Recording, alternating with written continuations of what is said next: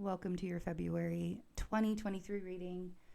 We're going to make it short this month just because I want to make sure that my energy can get through all the readings, and we're kind of cutting it close. It's like the last day of the month.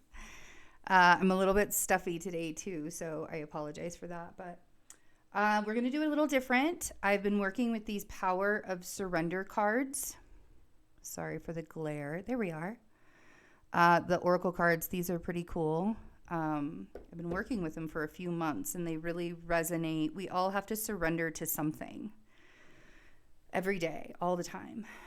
So we're going to do the Power of Surrender cards, and then we're going to look at some tarot. So Saturn is moving into Pisces, March 7th. That's happening, and we'll be there until 2025. If you would like to get a Saturn in Pisces reading, I have those available on my calendar, especially if you have any Pisces placements, Pisces rising, Pisces moon, and just being a Virgo. Like, this Pisces energy this Saturn in Pisces is going to be opposite all of our energy. And I don't know about you guys, but the Venus in Pisces right now has really been activating a lot of my gifts. My Virgo energy is in the 12th house. So I already have that Neptunian, sometimes it can be an illusion. It can be delusional what's going on in my life sometimes. So, but yeah, this Venus in Pisces transit has been very revealing. A lot of clarity has come from it already. And it's just starting to oppose all of my Virgo planets. So really a lot of self-care, Virgo, a lot of self-care in February as Venus. And then as we even get into Pisces season and Mercury moves into Aquarius in February, there's so many things that, staying grounded so that you're not overthinking, staying in the present moment so that you're not overthinking. There's so much that we doing as well. I've noticed that started happening like right after Uranus went direct. So I'm just praying that once he gets out of his post shadow period, that's done. So there it is. Oh man, you guys, this is a perfect card for us. Hopefully it doesn't glitch through the whole reading. I apologize for that. Surrender worry. What a great card for Virgo for February. Make a commitment to not lead an anxiety-driven life. When worries arise, breathe them out of your body. Focus on the part of your heart and have faith that Spirit is always guiding you. Man, that having faith part can be pretty awful, pretty tough and pretty awful and hard to handle sometimes. I've learned how to have faith in the grand scheme of things. When you get a terminal cancer diagnosis, you're sort of like thrown into this massive death and then rebirth again. And you really you can either choose two different roads. When you get a diagnosis like that, you can choose two different roads. You can either go down the road of anger and pain and heartache, and it doesn't even have to be a terminal cancer diagnosis. It can be anything terrible happening in your life. And you can either go down the road of anger and pain and heartache and suffering, or you can choose the other direction and you can allow yourself to heal. And that healing is painful. I don't know if you've ever been, you've accidentally cut yourself with a knife or something like that. That scarring, I'm doing this because I did cut myself with a knife years ago, 24, 25 years ago, and I still have the scar for it.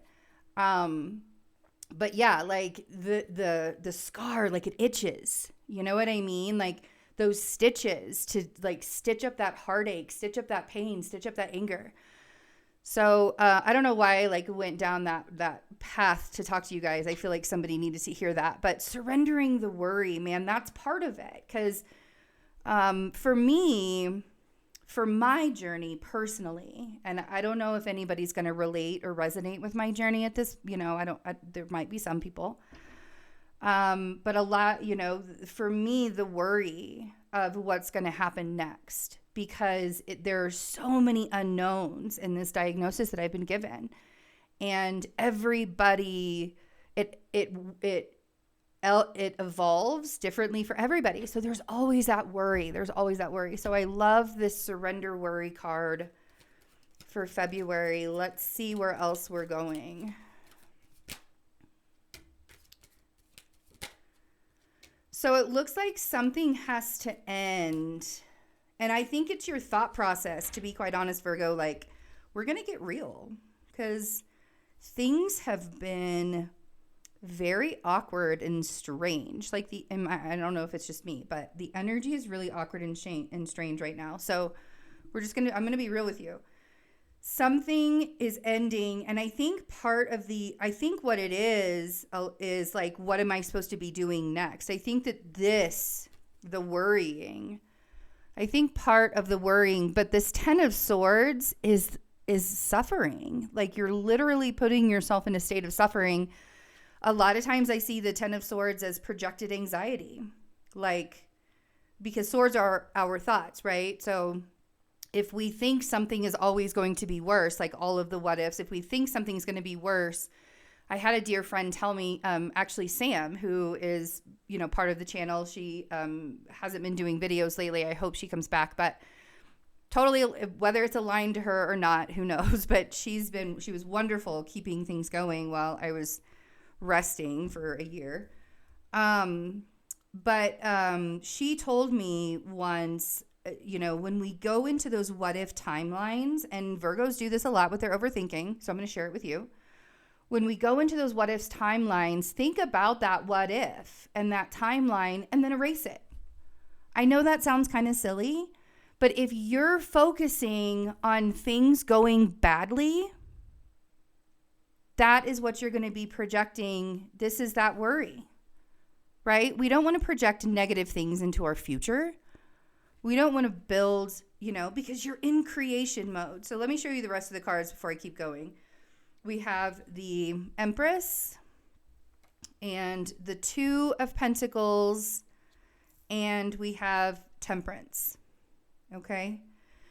So the Empress, so you could be dealing with a Sagittarius energy or a Taurus, maybe even Libra energy, but there's this decision that you need to make, and it's going to bring some kind of balance in your life. I think that the Temperance has a lot to do with being patient with yourself and giving grace to yourself, really making decisions with your heart and your mind. And it feels like there's something creative that you really want to do.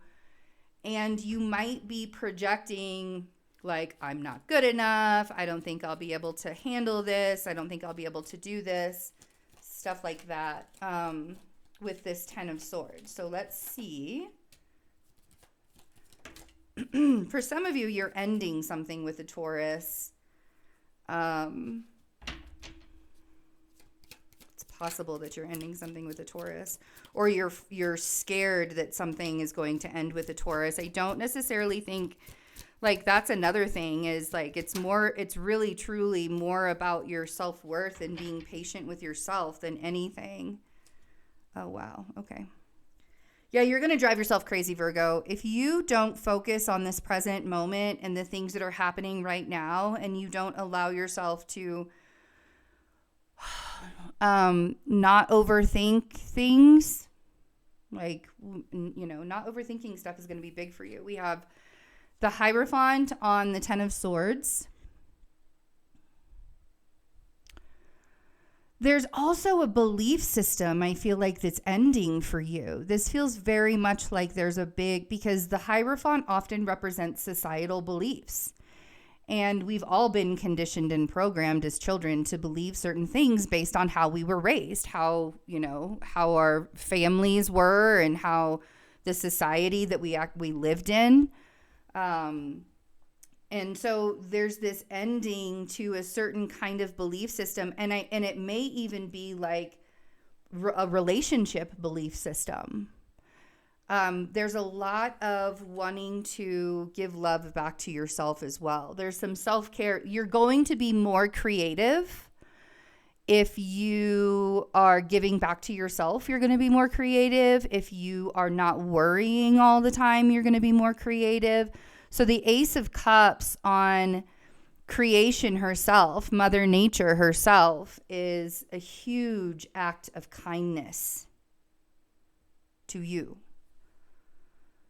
You'll be able to think clearer, right? If you are one of those Virgos that's trying to make a decision, because I feel like there's I feel like there's two Earth energies here. I feel like there's another Earth energy here, and it feels very much like you must be patient with each other, right? It could also be the Sagittarius energy. You must be patient with each other. Because there are decisions, right? This is the Virgo vacillating. This is the Virgo being all up in her head. You could also be dealing with an air energy. We have the Queen of Swords here, but I sort of feel like this is you, Virgo. We often come out as the Queen of Swords because we're ruled by Mercury. And then the Nine of Swords. Typical Virgo anxiety right here. This is what leads us to the Ten of Swords. If we're counting, right? So, this is that worry, right? There's a lot of worry that's embedded into this reading.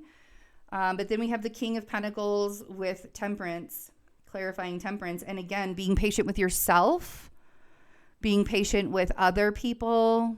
Doesn't matter what sign they are, honestly, Virgo.